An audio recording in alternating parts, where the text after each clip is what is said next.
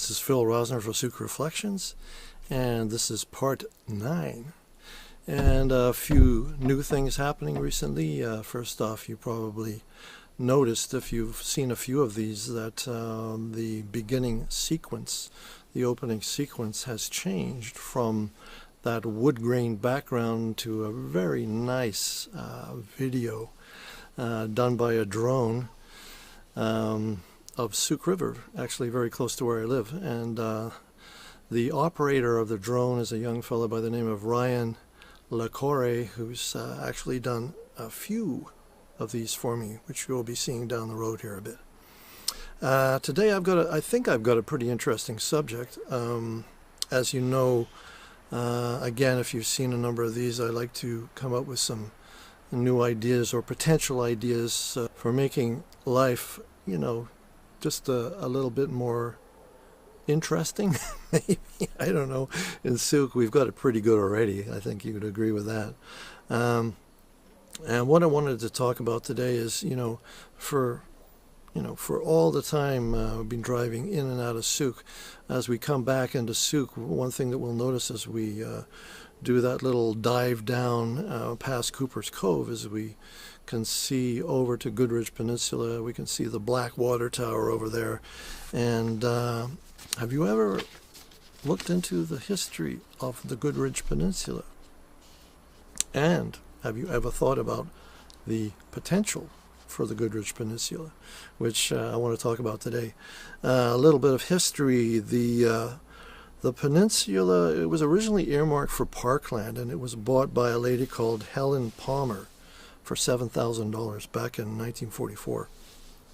But after the World War II, with all the servicemen coming and service women coming back from the war, it was like, well, hey, where's the work? And so what happened was a chap called Helgeson, which is kind of I think it's like a pioneering Sooke family, and another chap, they purchased the peninsula from Mrs. Palmer, and they started up what they called the Goodridge sawmills. In 1951, it changed hands. So I think Helgeson gave up his part, and he sold it to a guy from Victoria called Herschel Smith, and they renamed it the Sooke Forest Products. And the interesting part is that I never knew this. In the 70s, it was tagged as being one of the most efficient sawmills in all of Canada. The mill ran 3 shifts a day, amazing, with some 400 employees, producing 450 FBM a day. Can you imagine 450? I don't know what FBM is. Does anybody know what FBM is? Please tell me. Anyway, very interesting. However, the mill later became Lamford Forest Products and eventually closed in 1989, with Lamford going into receivership, and or should we say bankruptcy. From that point on, in 1993, the Goodridge Peninsula was purchased and is presently, I believe, still held by Goodridge Peninsula Holdings Incorporated. However, the tough part about all this is you've got this lovely peninsula out there, but in 1990, the powers that be came in, they did an environmental study on the land, and these studies revealed that contamination of the soil and groundwater, the contaminants identified included heavy metals, chlorophenols, hydrocarbons, and other toxic substances. And there you go. That's all I know to this point.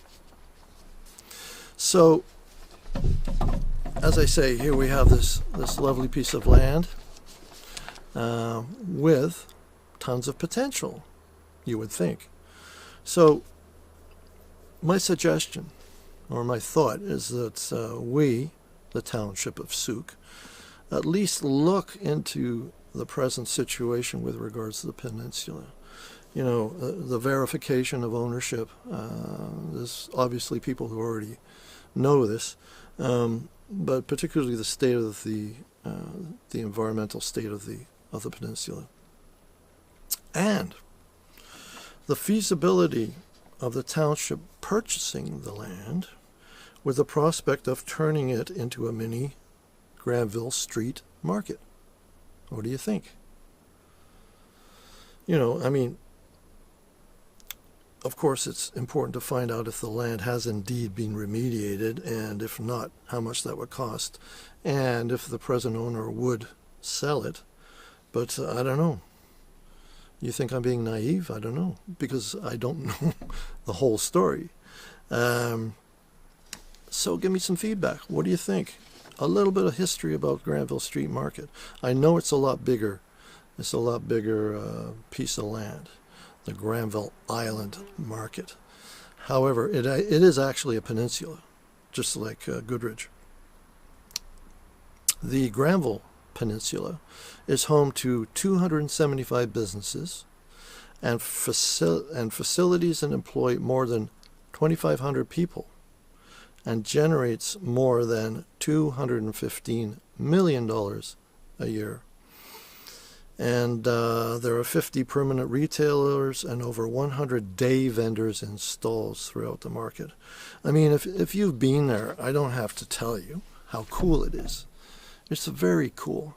And as I say, for some time now, I've been thinking that, hey, Goodridge, can you imagine? Just picture it in your mind. I think it would be pretty awesome. Anyway, that's enough for me babbling for now. I'll be babbling a lot more a little bit later, because one thing that you may know or you may not know is I will be running for Sooke Council this fall. Peace and love. Peace and love. Quite seriously. And but in the meantime, please check out the other videos. There we've got the website, which is SookeReflections.net, and you can see it right here. Where is it? Where is it? There it is. Okay. Anyway, take care. We'll see you next time.